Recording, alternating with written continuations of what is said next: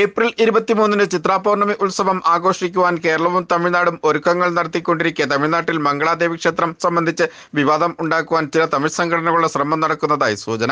Idukki live വാർത്തകൾ നിങ്ങൾക്കായി അവതരിപ്പിക്കുന്നത് JPM Arts and Science College, Kanchiyar. Idukki is now on new roads. കഴിഞ്ഞ ദിവസം ഇടുക്കി സബ് കളക്ടറുടെ നേതൃത്വത്തിൽ ക്ഷേത്രം സന്ദർശിച്ച് ഉത്സവത്തിന് മുന്നോടിയായുള്ള ക്രമീകരണങ്ങൾ വിലയിരുത്തിയിരുന്നു. ഇതിന് പിന്നാലെയാണ് തമിഴ്നാട്ടിലെ ചില സംഘടനകൾ അനാവശ്യ ആരോപണങ്ങളുമായി രംഗത്ത് ഇറങ്ങിയിരിക്കുന്നത്. തമിഴ്നാടിനെ അറിയിക്കാതെ Idukki sub collector doctor Arun S നായരുടെ നേതൃത്വത്തിലുള്ള സംഘം മംഗളാദേവി ക്ഷേത്രം സന്ദർശിച്ചു എന്നാണ് പ്രധാന ആരോപണം. തമിഴ്നാട്ടിലെ പ്രധാന ഹൈന്ദവ ക്ഷേത്രങ്ങളുടെ മേൽനോട്ടത്തിനായുള്ള ഹിന്ദു അറ നിലയത്രൈ വകുപ്പ് മംഗളാദേവി ക്ഷേത്രം മേൽനോട്ടം ഏറ്റെടുക്കണമെന്നാണ് കർഷക സംഘടനകളുടെ ആവശ്യം.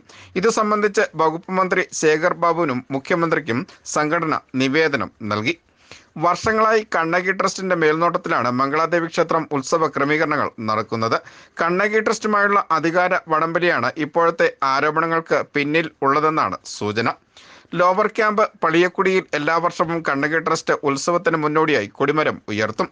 എതിർ സംഘടനയും കൊടിമരം സ്ഥാപിക്കുമെന്ന സൂചനയും ഉണ്ട്.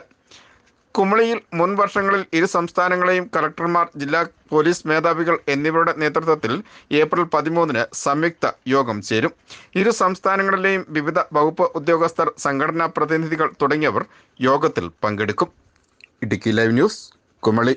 ഇടുക്കി ലൈവ് വാർത്തകൾ നിങ്ങൾക്കായി അവതരിപ്പിച്ചത്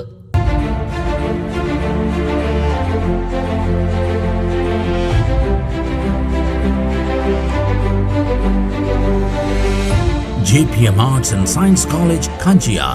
Idukki is now on new roads.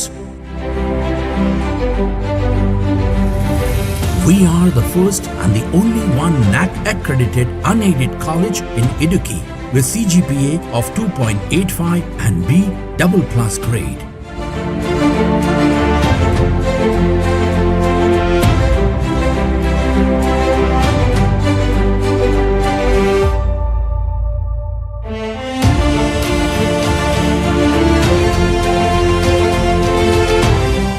Join JPM.